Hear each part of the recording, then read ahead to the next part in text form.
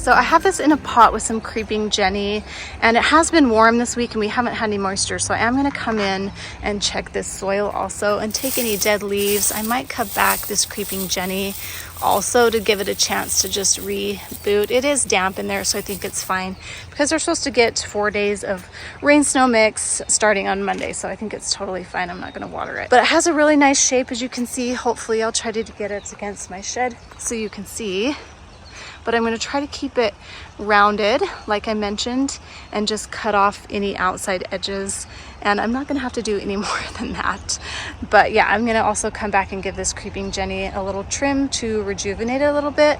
And hopefully it'll start growing here in the next month or so. Okay, so you can kind of see where I came in and cut in certain spots last year. So like right here, I cut and it branched out. Okay, so this is where I cut last year. And as you can see, there's little swelling of buds right here. So I am gonna just come and cut like that on each side. So this is where I cut last year and this is where it branches off. So I'll just do that. They're just gonna be tiny cuts. So this is where I cut last year.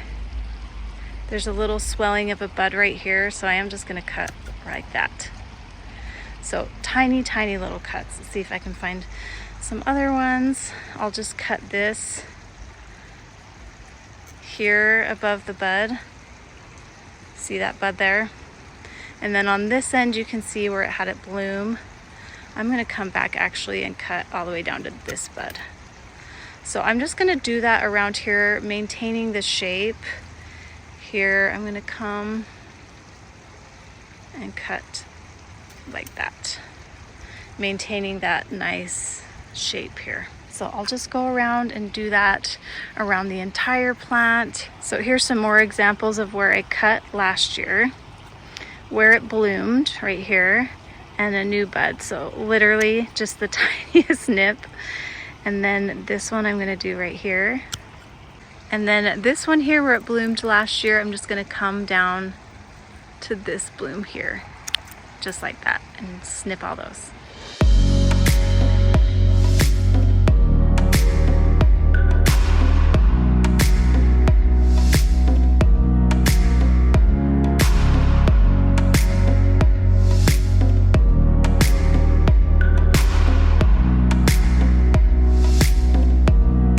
It gets a little crowded in there, and I have this branch right here that's kind of crossing and growing up, so I'm going to cut that one off. So it's down here. I'm going to snip that one off. So any of those, I am coming in and just like snipping them. And then of course I'm cutting off any of these ones that have already bloomed. I think that'll just rejuvenate it. Here's one down here, High Piper. Again, maintaining that shape. So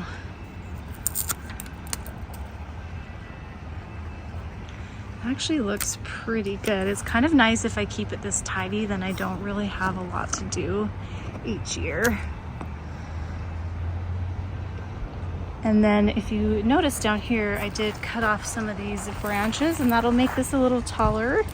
I'll just like, I don't know what you call it, taking it up so it's a little taller, and this branch was kind of sticking out lower here. So I'm gonna cut out these little spindly guys in here.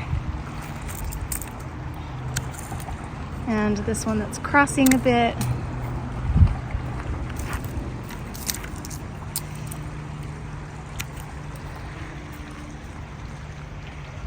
I'm just making it nice.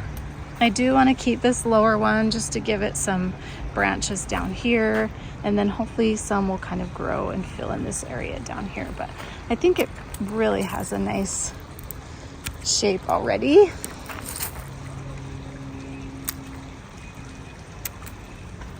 Just cut off these old blooms.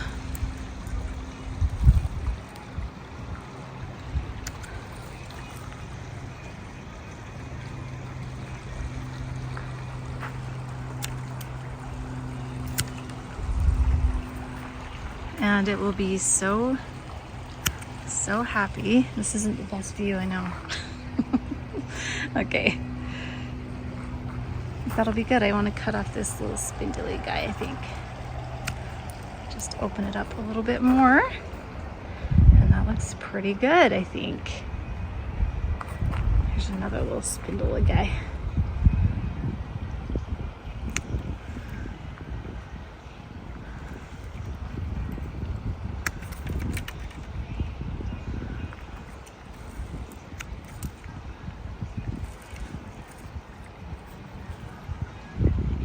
A few more spindlies that are crossing. Oh my goodness, guess what I see? This is crazy. So I don't know if you can see right here, but I do have some scale here. So I'm gonna cut this off completely. And it's so crazy because I just heard Creekside Gardening talk about this. And so I'm gonna cut that way off. Yeah, and then before I do that though, I'm gonna get the rest of the little spindly branches off.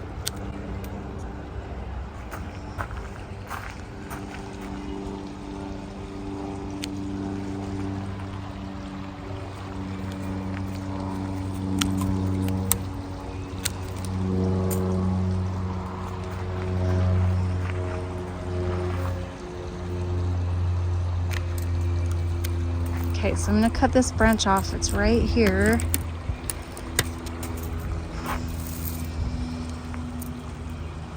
See that scale? I really don't know much about it, but I know I don't want it on my plant.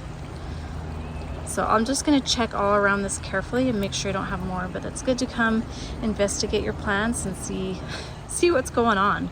But I just know I definitely need to get that off, and I definitely need to throw it away. So I'm gonna take care of that and then inspect this really good.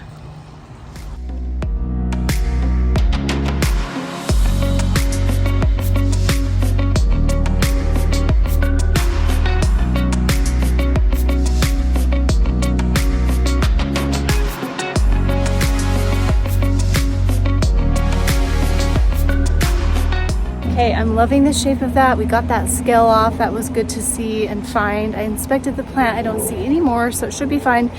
I'm not going to treat it with anything right now. I am going to do a little more research about scale because I really don't know much about it, but it was kind of fun to see that on my plant because I just saw that, but it should be totally fine. Got the creeping Jenny cut back in here.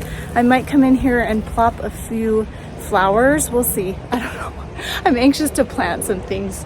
I might want to get some primrose or pansies in here. But anyway, thanks so much for watching. Hopefully that was helpful for you guys to cut back and trim your Rose of Sharon. The time to do it is in the spring, and I want to keep this standard nice and tidy, so I make sure to do this every year. So thanks so much for watching, and we'll see you guys later. Bye.